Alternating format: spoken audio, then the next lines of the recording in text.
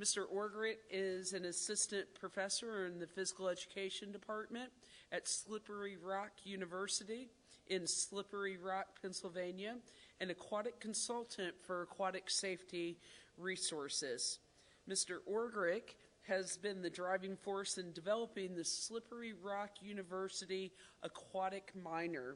He currently serves as the president of the National Drowning Prevention Alliance and aquatic chair of the Pennsylvania State American Health and nice acronym, PSAHPERD. And Mr. Ogureuc's presentation is called Incident Command for Water-Related Calls. Thank you. I'd like to welcome everybody back from the prior session and anybody that's new.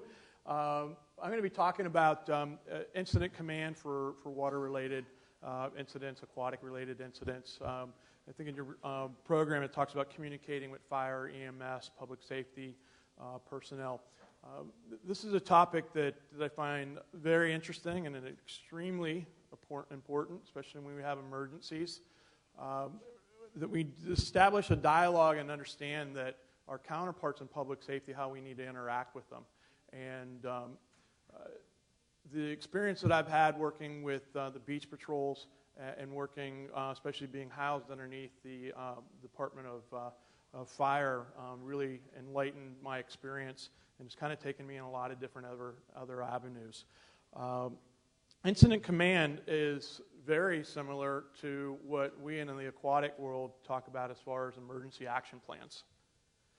The problem is that most aquatic professionals may or may not have ever heard of ICS. How many of you have heard of ICS? All right. More than I had expected. Now, the problem with incident command system is how well do you actually know and can apply incident command is another thing. Incident command is really no different in many ways than the emergency action plans that we go on. The problem is that I've seen over the years is that when we start integrating with other agencies and we're working on mutual aid, is that lifeguard agency effectively communicating with police, with fire, and so on and so forth. And that's what we're going to hopefully talk about today. All right, a little bit more on my background just to get you the tone on incident command with the aquatics. As was mentioned, I teach at Slippery Rock University. I have worked as a lifeguard, especially in the public safety sector, with beach patrols. I worked for Ocean City Beach Patrol in New Jersey, worked for Wildwood Crest Beach Patrol, worked for the Pennsylvania Department of Conservation and Natural Resources. I also work as a subject matter expert with the New Jersey State Police. And I got involved with that because of the after-hour drownings that we were dealing with in New Jersey. And that, along with my work with Ocean City, got me more involved with incident command system. So what we did in New Jersey is we actually developed an open water rescue program at the Awareness Operation Technician. So if any of you are part of a fire department and understand the NFPA standards of those 3 levels, we developed a course for those 3 levels to address the need for water-related incidents, especially open water, for EMS, fire, and frankly, even for lifeguards. Because when we're lifeguarding, all our resources are there in front of us. At 7 o'clock at night, we're no longer a lifeguard. We're a water rescue personnel. And we have to operate in a whole different function with that. So this will talk about some of those communication things. Some of my other emergency management background, I also serve on the International Underwater Cave Rescue and Recovery Team. It's a international team that responds to calls in overhead environments anywhere throughout the world. We're on a 24-hour call-out type thing. So if there's a recovery or a rescue that needs to be called, I work out of the Northeast region. I also worked, because of what I did with the beach patrols, I've gotten more involved with local emergency management. So I'm a local emergency management coordinator in Pennsylvania. I also serve on the university's emergency management team. So anything from a school shooting to a disaster to whatever would be underneath the incident command system, I serve in one of those capacities. All right. So the incident command is hopefully just to relate into it is develop a common language. And part of that common language is when we have fire departments and beach patrols working together and they're maybe not playing fair or nice or not communicating effectively, it's that they probably have the same goals. It's just we're using different languages.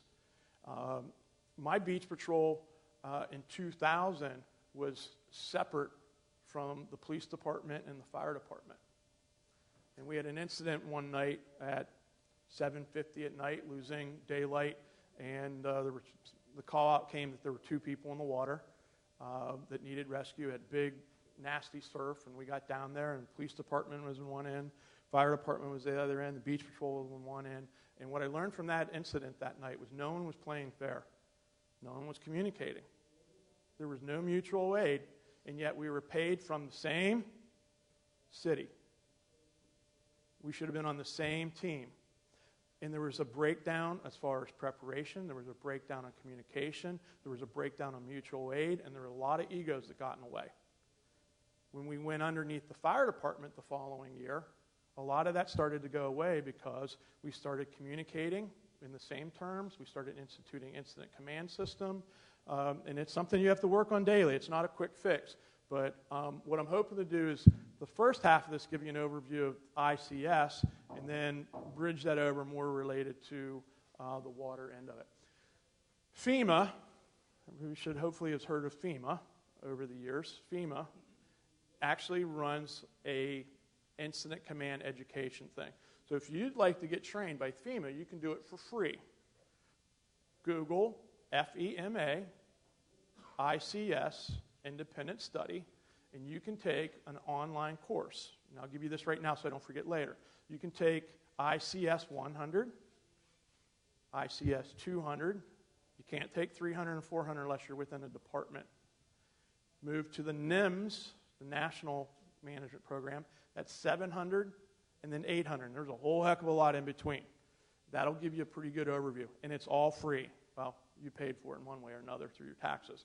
But this is part of that structure, is to take a look at, this is what your fire department is going to be looking at. When you talk emergency action plans, they see mitigation, prep, response, and recovery. And most of you, all of you here, are saying, I do that. But are you actually writing it down that way? Or are you employing it that way? I once sat in a meeting with swim coaches to the right of me and learned to swim people to the left of me. And you would think in the aquatic realm that it's a pretty set niche. And it was interesting that the coaches couldn't communicate with the swim instructors over a simple concept. I mean, a real simple concept. And I kind of work in both realms and said, hey, you're talking the same thing that they're talking. And everyone's like, oh, okay, that's the same thing. They were just using different terms. And this is what this premise is. So when we take a look at FEMA's incident command system, we're looking at mitigation, taking steps to identify possible vulnerabilities and prevent occurrences from happening. That could be heart attacks. That could be spinal cord injuries, drownings. All right, I think you all understand that. Preparation, develop a plan to react to those particular hazards. If it's living somewhere on the coast here, as in Newport, Norfolk, you're going to worry about hurricanes. I'm talking ICS right now, big picture. If it's at your swimming pool, you're looking at planning for drownings, spinal cord injuries, so on and so forth. The response factor, have appropriate resources on hand to handle the incident. Right? And then you have the recovery phase, which is once this is all done, can you develop a process to return to normal? I'd say we all talk about that, but then do we really have a plan in place? So if you're working with a mutual aid with a local ambulance service or EMS, if they take your backboard, do you have arrangements to get one of theirs or have a second backboard? Right? That may be a real simple example of that. Why plan? All right, remember, I'm taking from the big, broad ICS FEMA approach because things do happen. We do have hurricanes. We do have tragic situations as far as shootings. We do have hurricanes. We do have 9/11. In our aquatic environment, we do have incidents that occur, whether they're minor or major. All right, in addition to, when we're talking, like I said, big picture here, windstorms, power outages, numerous other incidents can have an adverse effect with any type of emergency, especially some of our water-related ones, and if you're dealing with outside facilities. All right. We must prepare for as many potential hazards and possibly train our team how to respond. The goal with the incident command system as your emergency action plan, remember I'm trying to tie the two terms in together, is that we can't wait for it to occur and then go, ooh, golly gee. Step A, step B, step C. I know we have it written down that way, but part of that process of mitigation, preparation, and recovery is that be able to train and make sure that people can react to that four-step process. All right, so how do you begin? Now, folks, you probably already have your emergency action plans within your swimming pool, your waterfront, or your beach setting already set. The next thing that you really need to do, how effective is that with the local fire department? Have you sat down with them? How many have sat down with local fire rescue? How many have sat down with the local police department? EMS? How about your utility company? No one? One? If you're running a swimming pool, you should have talked to your utility company. You have power and you have water that you're dealing with. How many people have communicated with their local emergency management coordinator? How many people have swimming pools here? All right, raise them up high. All right, keep them up there. How many of you have actually talked to the local emergency management about the chemicals that you have at your facility and how much you store at your facility? You should be communicating with your local emergency management coordinator the types of chemicals that you have on the premises. All right? How are you going to mitigate that? What are you going to do as far as the different emergencies? So don't just have your planning session amongst your staff. You need to start looking at your other outside resources and see how you can all work together. Utilize their expertise. One of the things I'm doing right now when I teach my aquatic leadership class is I'm bringing in a local emergency management coordinator whose specialty is in hazardous materials. I teach a HAZCOM course, but I'm going to bring in Scott, who handles all the hazardous materials for the county. And now he's going to have a better relationship between what's happening at our university and my students are going to get another networking opportunity. And we're going to be able to review our plans as far as our hazardous materials. All right, determines potential risk, standard risk, potential risk, divide those into different categories, and then look at a broad-based selection of committees, your membership of who's going to be able to assist into those various subject matter experts. Work through potential risk with each of the subcommittees to evaluate facility. Maybe it's access points. Maybe it's the MSDS sheets and the chemicals that you have in. Maybe it's the transition of the medical care between your lifeguards and fire rescue service. Maybe it's working with the utility companies of the what ifs. But the whole factor is based on the what ifs and what are you prepared to do in each of those situations. All right, form an incident command team and a location for that team to report on an emergency incident. Where at your site are your pivotal points where team members are going to gather up? Do you have a location site? Do you have an alternative site for that? All right, there should be some designated areas at your facility that you have in case you do have an emergency, where to go. All right. Probably one of the biggest things is the communication factor. Have multi-layer communication system. In this day and age, we have access to cell phones, hard lines, two-way radio, so on and so forth. But do you all interface with it? At one point in time, back in 2000, if I wanted to communicate with the police department, the fire service, the Coast Guard, and a whole bunch of other agencies, I almost needed a two-way radio for each and every one of those services. Like a belt, a bandolier with radios. Who am I talking to now? I got to talk to the fire department. I got to go and take this radio. Now who am I talking? Coast Guard, I got to go on to this one. So what is your system as far as communication?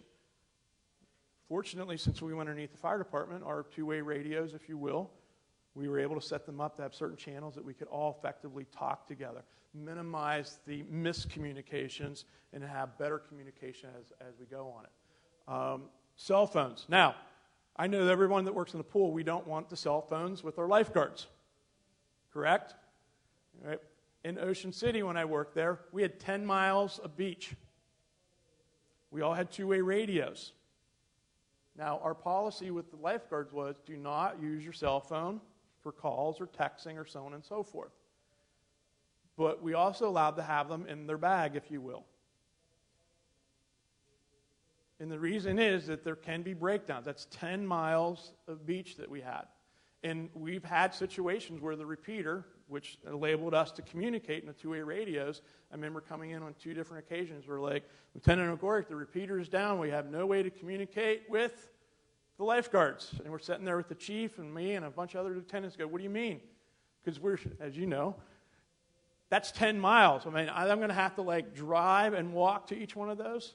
So we had to go to other different means to communicate, all right? At that point, that cell phone to me is not a deterrent. It's actually for the beach patrols. Many of us look at it as a secondary device if used properly with it. Text messages.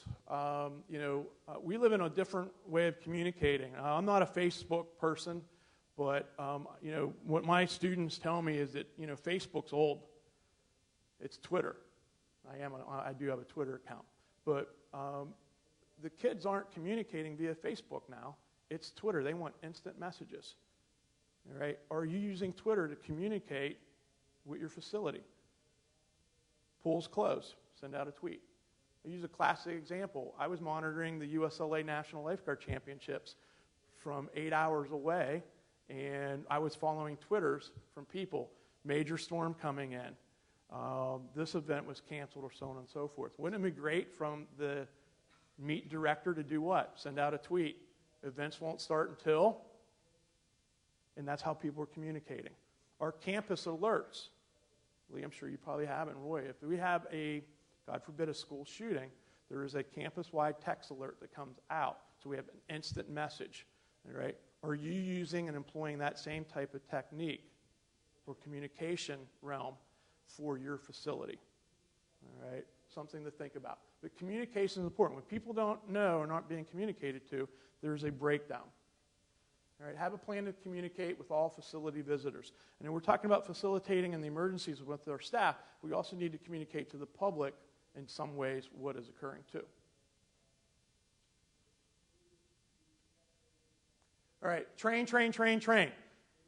The manual and your SOGs, if you will, your emergency action plan, your so on and so forth, it's not any good unless you practice it. Practice, train. And even at that point, you're still going to have something that's going to come up that does what? Throws you another curveball. All right, so training is important. Provide a chain of command for reporting the structure. Who do you call in case of an emergency? At my university, if something happens at the pool, if you can't get a hold of me, who's the next person you're going to get? They need to know to go to my chairperson, then to my dean, and there should be I call it trickle-up effect, so they know what's going on. Same thing if it's your beach patrol or the lifeguard staff. All right? So know how to communicate with the powers above you and below you. Have appropriate equipment and medical supplies on hand. Make sure it's easily located. Make sure it's known to the staff where and how to get it. I know that sounds so simple until you find out the AED is locked up in the cabinet that's in the other room, which is under such and such, and that lifeguard never knew where it was at. Or many years ago, when we saw some of the disembowelments where kids were sitting on the drains and stuff, there we go. Well, I never knew where the power switch was. Does your staff know where certain critical on and off switches are, medical equipment, different things that you need to do on that? Make sure that stuff's checked frequently. When's the last time you checked your O2 bottle?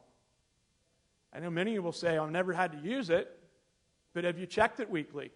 Have you checked it daily? Have you checked the battery in your AED? Do you have a backup battery in that AED? Are you checking your first aid supplies? Right? I used to use the old saying when I coached, and if you're a coach out here, you're going to appreciate the thing. People go, I can't find my goggles. I left it here the other day. And I'd say, well, you know the old saying in the swimming community, leave it lie, say goodbye. All right? It's in some other kid's swim bag at this point. All right? First aid equipment's no different. You got a bag, actually, where's all the gloves? They're all gone. You need to make sure that you're stocking it. It's just a natural process of things that we need to do so that when the what if occurs, you better make sure that it's stocked up and it's ready to go. All right, meet with emergency responders. I hope that you're meeting with those emergency responders. The day of that spinal cord injury is not the day to be going, are you guys going to get in the water? Because I find a lot of aquatic people will go, well, when the paramedic comes, they'll get in the water. You know what the paramedic's saying? That ain't my job. That's the lifeguard's job. And then you're standing there looking at each other. So make sure you're communicating so you know where the handoff is. And in many cases, it becomes a first name. Hey, Bob. Hey, Lee. You start to see a better reaction. I know when I worked in Ocean City, if I'm doing CPR, it was so comforting to have a hand go on the shoulder and somebody goes, hey, Bob, we're right behind you. We're getting this, this, and this. Super. Makes me feel a lot better. Makes my lifeguards feel a lot better. Communicate. Develop a dialogue. Walk through the facility. You know, those first responders are going to see something that you walk by every single day. I've been at Slippery Rock almost 25 years. And I will admit, I probably walk by stuff that I just don't think about every day because I've walked by it for 25 years. But if 3 of you walked in and say, well, hey, do you know that this really shouldn't be here? All right, I've gotten used to doing what? Walking by. It's probably no different than your facility either. So have another set of eyes and have those people come in and say, have you ever thought this is actually a better extraction point for us to go through here? You may think that it's better to go through those doors, but fire's saying, I can't go through those doors because I can't get my rig around here. So walk through it. Walk through your high-risk areas. Filtration room would be potentially a high-risk area. All right, make sure that you take a look at that. Walk through program areas where those programs are being implemented. All right, be sure that you're aware of access points. Access points are extremely important. Detailed floor plans, maps, so on and so forth. One of the things I was fortunate with my involvement with USLA and some of these emergency operations, I got a unique opportunity to spend some time out in LA County with the lifeguard service, and one particular individual was in charge of their dive team. And it was to see the truck that would go to the scenes and just the library of different things they had in the back of the thing. And they were diagrams of 747s, DC-10s, a whole bunch of things. And I go, why do you have a whole operation manual for a 747 in the lifeguard truck? He goes, because the LAX airport, they fly out over the water. If the airplane goes down, we need to know what the diagram of the airplane looks like. Does your fire department have a diagram of your aquatic facility so that if something major happens, they know where to go in and out of with the access points? Right. Contingency plans, planning for each procedure, writing a backup plan, and then, once again, what if? And play the what if in your planning session or tabletop exercise. What if this happens? I had an incident when I worked with the state parks. They talk about, we need to plan, and you need to have an emergency action plan for a violent act. And I go, are you serious? I think I was like 23 at the time. Who's going to have a violent act at the state park in the middle of nowhere? Until one day, a domestic dispute occurred, and the husband was looking for his wife, found her, took out a .44 Magnum, cocked the hammer, pulled it, and the shell didn't go off. Where did she run to? Where's the most populated area in that park? The beach. She went to the lifeguards. Now, in the wildest dreams, I don't know that I would ever have prepared for the emergency of somebody attempting to shoot a .44 Magnum in the park. Not that couldn't occur, but that is also at a time that you just didn't see that. There was a procedure for that. Obviously, we had one in, and it fell into place, but who would have ever thought? What if? And you never know what the what ifs are going to be. Once again, this is from the FEMA structure, and then I'll take you more into the water aspect. But hopefully this is kind of, pinging away in your head going, well, maybe do I have this? Do you have a reporting protocol? Do you have an evacuation process? Do you have a shelter in place? Do you have hazmat? Do you have a thing for bomb threat? University of Pittsburgh, they were getting 3 or 4 bomb threats a day last spring. Clear the campus, bring them back on. Clear the campus, bring them back on. Guess what? There's pools on that campus. Do you have a procedure every time there's a bomb threat at your facility? All right. Civil disturbance, earthquake, fire, floods, medical needs, psychological emergencies, substance abuse, acts of terrorism, tornadoes, utility failures, violent criminal acts, and the list can go on and on. Have you thought about the what-ifs? All right. Support functions. Have you taken care of transportation? You're running a swim meet. 1,500 kids at your swimming pool. Something goes down. You're going to be able to get 1,500 people out of there? Have you worked on a way to transport those people away from the facility? Or you have an ability to communicate. Public relations. You know there should only be one person from your facility talking. We call it a PIO, Public Information Officer. Last thing I need is my lifeguards to be talking and my head lifeguard to be talking. I want one person and one person only talking. All right. Engineers, public works, fire service, law enforcement. We already talked about some of those. The top of the organization. The last thing in my situation I want is the dean to find out about it the next morning. That's not a good phone call to hear from the dean going, what in the heck happened here? All right. Blueprints, building security plans. Now, I hope you all realize that for some of these things, you don't make that accessible to the general public. All right. Some of your blueprints and stuff like that. All right. This is just a real sample, block on taking a look at. This is one of the things that my university does for the university is that, what is the director going to do for? So here's the role and what we would do in those particular situations. All right. Water emergencies. Important areas are often, most important areas often not considered. Aquatic and water emergencies and the management of those and how we're going to handle it.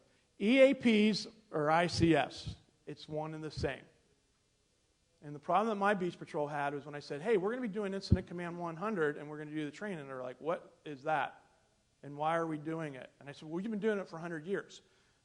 Lifeguards are great at Incident Command. You've just been using a different terminology.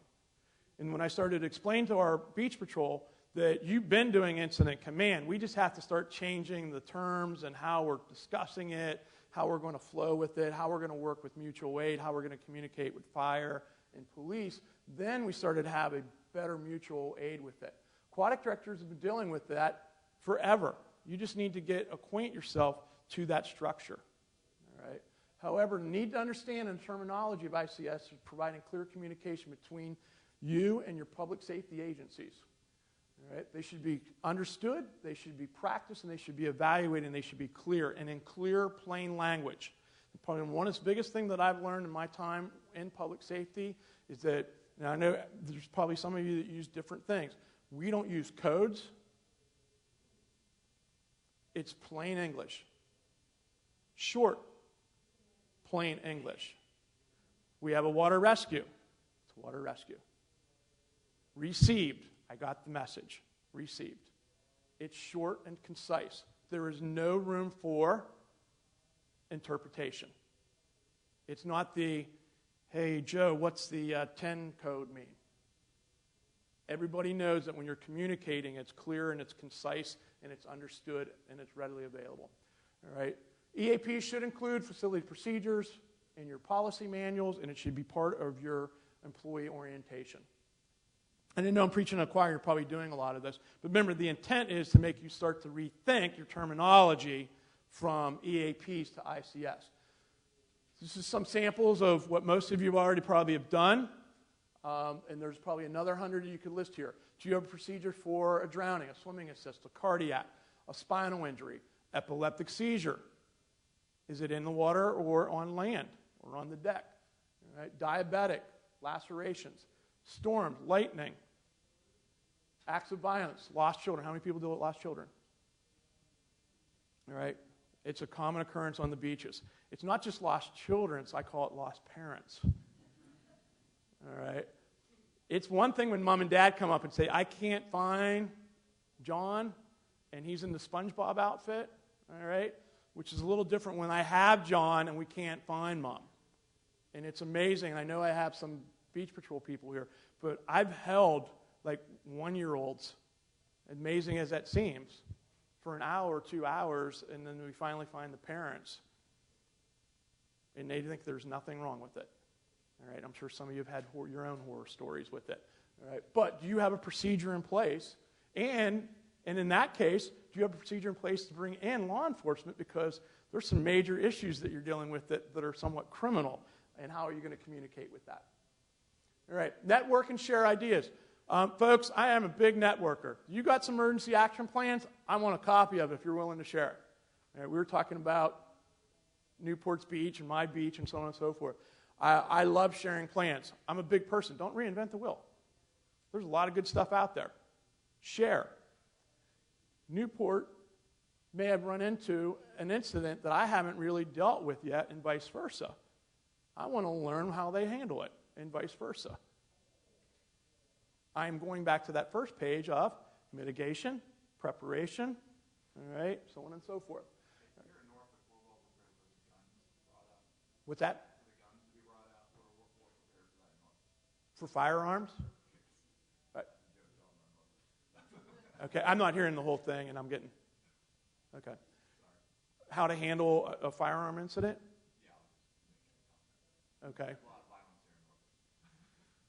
Well, that's where, and I'm not a law enforcement person, but that's where your procedure, you really need to set down, and I'd say this with everybody like I did with state parks. What is an acceptable protocol? What is your response time? I'll answer this in a little different way. I know in my medical response in Ocean City, I had a 2-minute response once the fire department was toned out. What is the response? What is the procedures for how quickly the police are going to show up?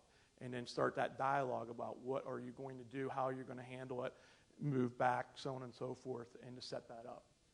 All right, be familiar with some additional things here. I talked about some of the first column there. Your dive teams. Do you have a local dive team, water rescue team? We use the term life flight in Western PA. You may have like Starflight or whatever. Search and rescue teams. How about animal control? Have you worked with animal control? If you're at the beach, it'd be more marine rescue, stranding center type thing. The Department of Health, the Red Cross. The list goes on and on. You have to sit down and develop and pair. Remember, mitigation. All right. Other factors, and I know I'm kind of pressing time here, you need to look at your facility design, the equipment that you use. Your staffing will depend on your emergency action plans and how you're going to handle it. Is that, in my case, for academic classes, it's one lifeguard and the instructor, and that's going to be a little different than we're doing more of a open swim where it's 3 lifeguards. Do you have that planned out? All right. Once again, the what ifs. All right. Post-emergency procedures, do you have a plan in place for critical stress incident debriefing?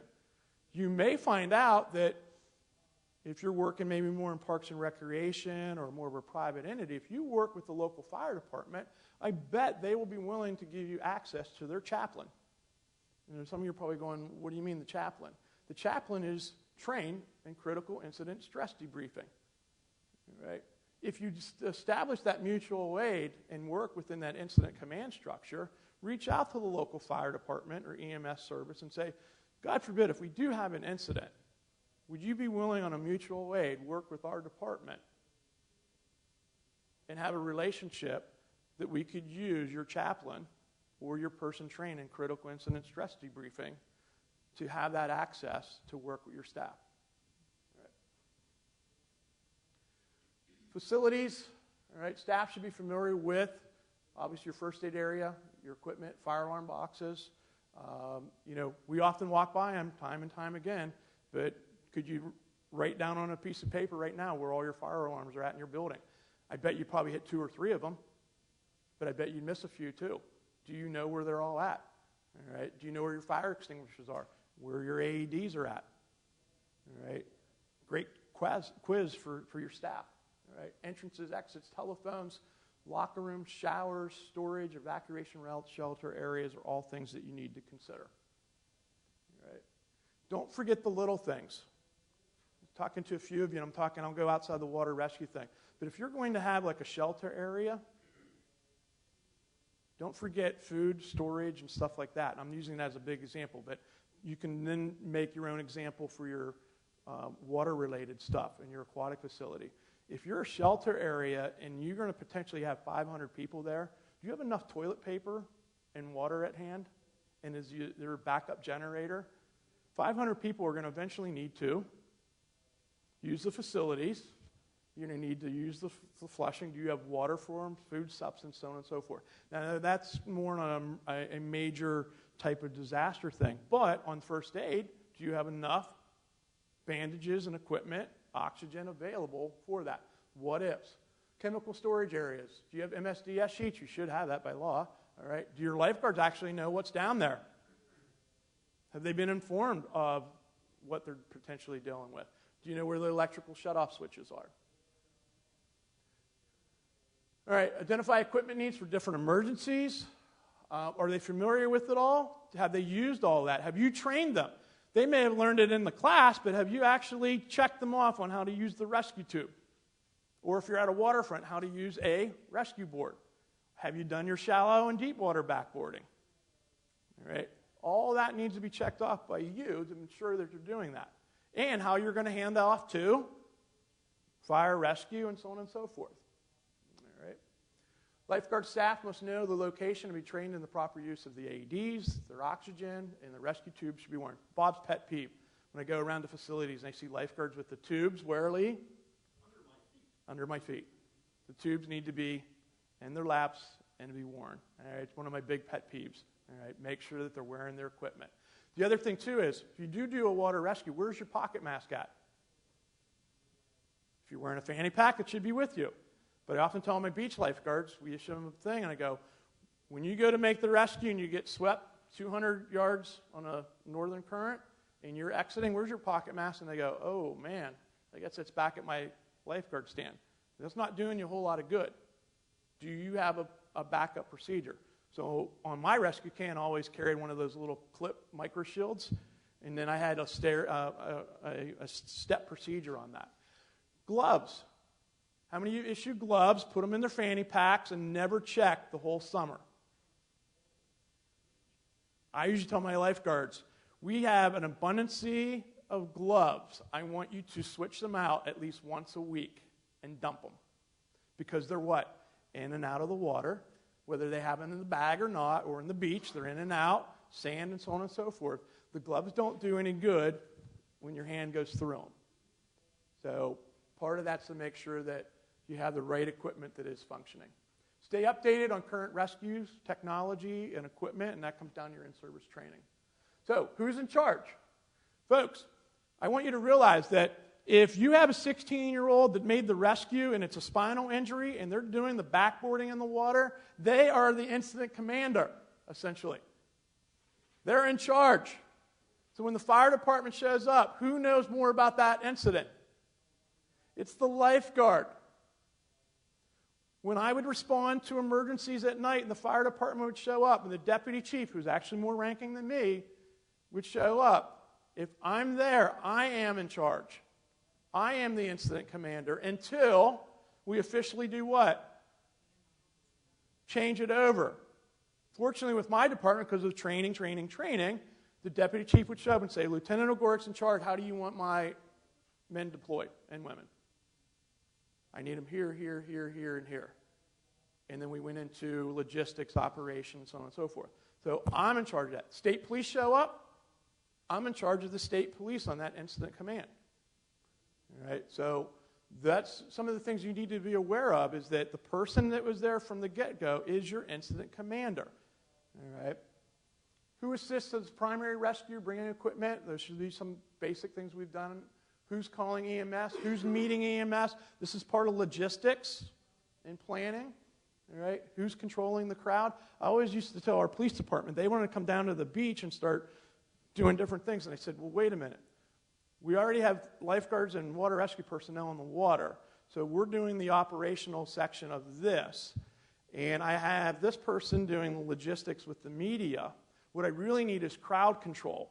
I need you as the law enforcement people to get the crowd back. Oftentimes they didn't want to do that. They wanted to be out front. And I need to explain as incident commander, this is where you're best served. Who's in charge and who's going to do these different functions. What's the lifeguard's responsibility after the emergency? So we get into critical stress debriefing and records and reports. Who should be writing that report? The lifeguard that was the one making the rescue. All right, actions. Be prepared. Keep your rescue tube on. Make sure the guards know the proper location. Recognize an emergency. If you were here my first one, we talked about scan, target, assess, removal. Know how to activate your emergency action plan. Most importantly, understand how the incident command system works within the communication and mutual aid. Follow your rescue protocols. All right. Notify the chain of command. Your PIO is your public information officer. It's the one person that's doing the speaking for you with the media. Designated person. All right. Interview witnesses. You all should know that you don't keep them all clumped up.